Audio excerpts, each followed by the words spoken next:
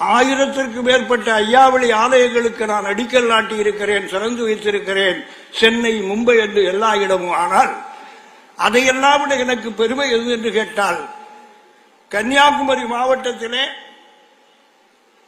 போற்றுதலுக்குரிய அன்னை தெரசா அவர்களை புனிதப்படுத்தி புனிதராக அறிவித்த பொழுது அவருடைய வணங்குகிற படத்தை கத்தோலிக்க தலைமை திருச்சபையிலே ஆலயத்திலே திறந்து வைக்க வேண்டும். அன்றைய பாப்பரசர் அவர்கள், நீங்கள் கத்தோலிக்கர்கள் கிறிஸ்தவர்கள் என்று பார்க்க வேண்டாம், உங்கள் பகுதியிலே வாழுகிற இதய சுற்றியான ஆத்மநேயன் ஒருவரை பார்த்து நீங்கள் அதை திறங்கள் என்று சொன்னார்கள்.